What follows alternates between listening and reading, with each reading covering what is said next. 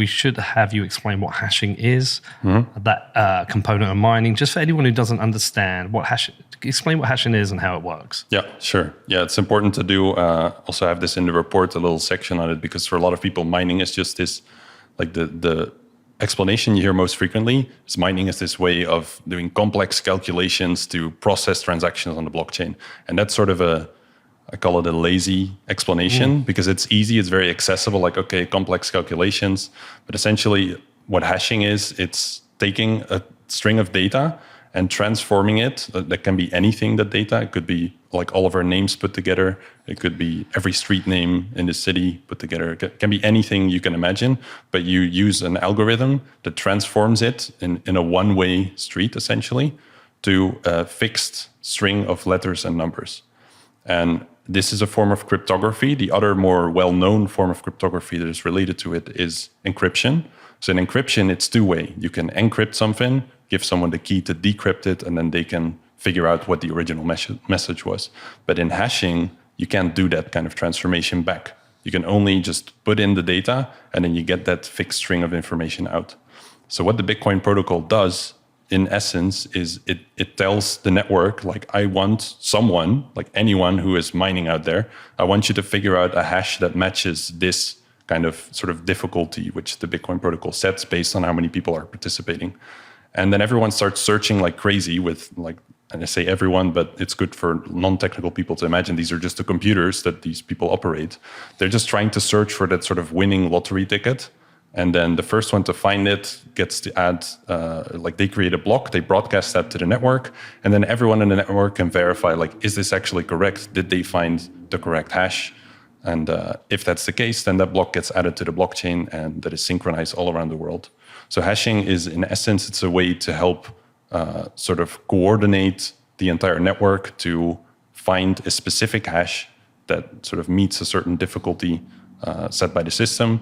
And that difficulty ensures that, you know, even if half of the miners sort of disappear over the course of the next year, or if the number of miners triples over the next year, that on average, it will ensure that the Bitcoin network is always pretty stable. So every roughly 10 minutes, there will be a new block of transactions, and it makes the system very predictable. So it kind of automatically adjusts the difficulty to account for that. So it's really important for people to keep in mind that we don't have more miners in Bitcoin to process more transactions. That is not the point. And there's very often in the mainstream media these misconceptions around, like, oh, you know, the amount of energy keeps increasing, and if everyone in the world would use Bitcoin today and would just extrapolate that number out, then it's going to use up all of the energy in the world. And it's just total nonsense. That's a complete misunderstanding of how it works.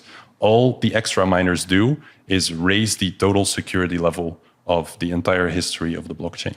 So with these miners, they're not even really just processing transactions. It's not like you're paying somewhere with a card and then that terminal is processing the transaction. Whenever you add a block to the Bitcoin blockchain, you're also simultaneously securing the entire history. So people mix up, like the journalists, if you can call them that in that context, they will often sort of mix up the two and say, you know, if you're doing a payment on Bitcoin, then essentially, like, this is the energy cost that was involved in that. But no, you're actually, like, there's a security cost involved as well. And those two things are mixed together. But even understanding that takes a bit of time for the average person to get. And why this method of hashing for securing the network? Why was that a good design option? From my perspective, it's because it's so predictable, because hashing is, like, it's been around for a long time. It's, I think, one of the most well-known examples that is used for is passwords. A lot of people don't actually realize this, but when you enter a password into a service, your computer will hash the password, and then it sends the hashed version of it to the server of the application or the website or whatever it is that you're using. And they will check, like, does this hash match the one that we initially put into our database? Okay. And if that's the case, then, you know, you can log in. If it's not the case, then they don't know exactly what password you put in, because then they could figure out, like, okay, can we hack some of your other accounts then?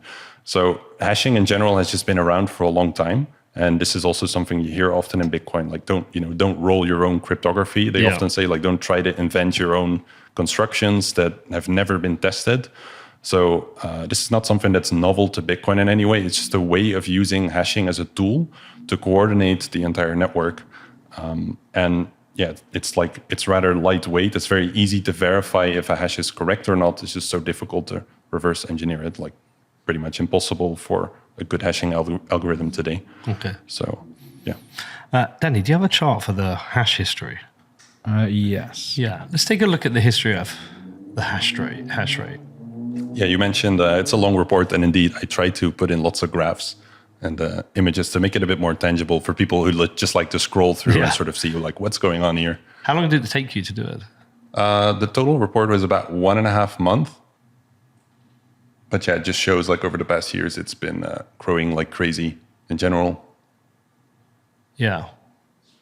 So this one, it's on a logarithmic graph because it kind of shows the different eras of mining that we've gone through, where initially, in the early years, 2009, at the bottom left of the graph, that's where mining started.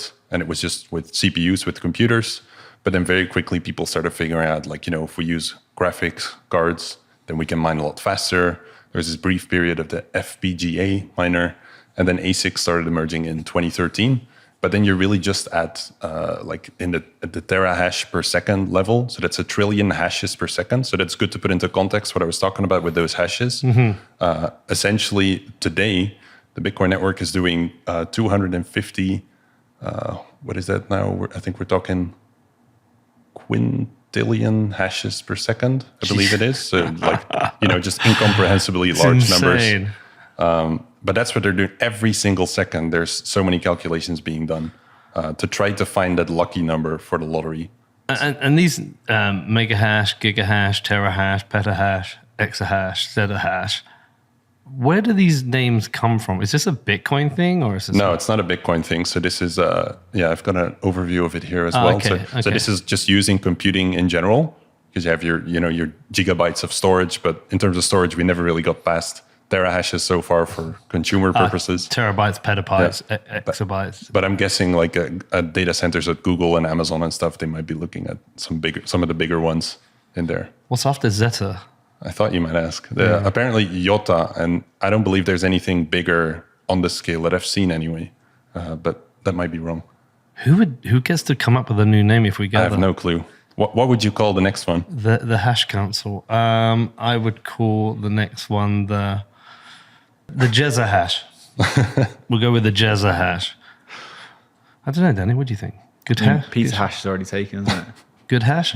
Good hash. Danny Hash? Okay, cool. So in your report, you're talking about us looking to reach a Zeta hash. You see that as a goal. Why is this important? So actually, to correct that, like I don't necessarily see it as a goal. I tried to look at the future of mining, and then it was an interesting sort of goalpost to look at.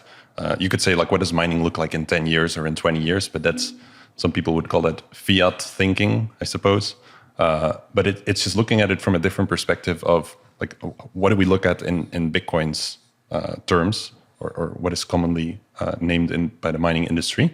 So a zettahash is then sort of the next point in time, and then you can kind of look at, how long is it going to take to reach that? Is it at all feasible to reach it? I definitely mentioned in the report as well, like we don't need to reach it. I think like if Bitcoin doesn't reach a zettahash, that is not a bad thing. That doesn't mean Bitcoin failed by any means. It's just a way of looking at the future and sort of figuring out like what might the mining industry look like at that point.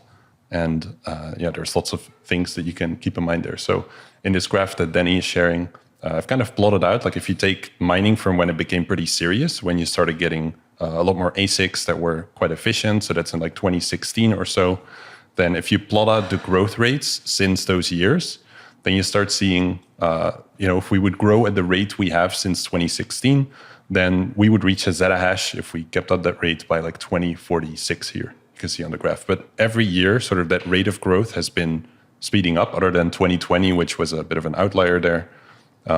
But every year it's been getting faster. And if you look at the 2022 rate, if we keep growing the way the hash rate has grown in 2022, then we reach a zettahash around 2033 or so, which is significantly earlier than sort of the earlier rates that were projected. And what kind of percentage increase is a zettahash from now? So good question. Currently, we're like we've been hovering around 250 to 300 exahash. Okay, so about it's 4x. basically times 4 indeed. And that doesn't sound so far off because in general, like a lot of Bitcoin has been like, it's about exponentials. People expect really big growth, but there are reasons to believe why, like I think the graph you shared earlier with all of the numbers, Danny, that kind of showed like every 1.5 to 2 years, we went to that next order of magnitude.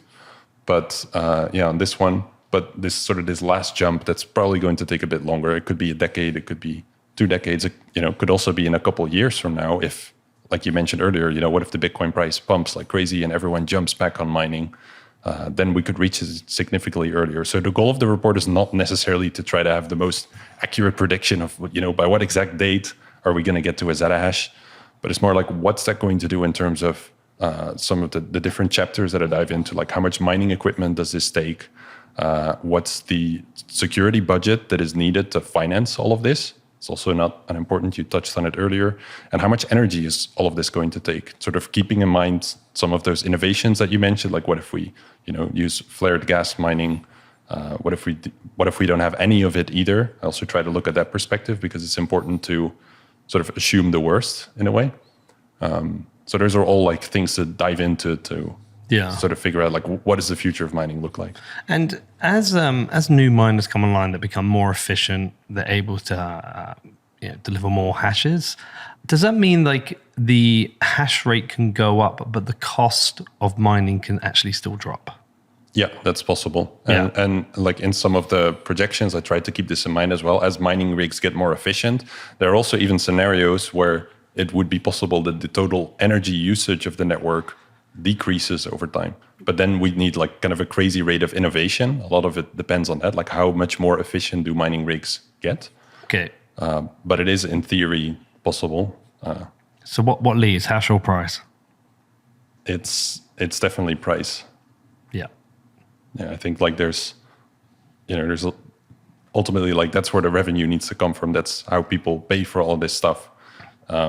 You'll see periods where, like we've seen over the past year, a lot of mining rigs have gone online, but they were like sort of previously invested in, but there's just a long leading time to get that online. And people also look at sort of the recent growth that's been there, and they're like, surely at this current rate, we would get there within a couple of years. But there's been a bit of a period where we're just climbing too high.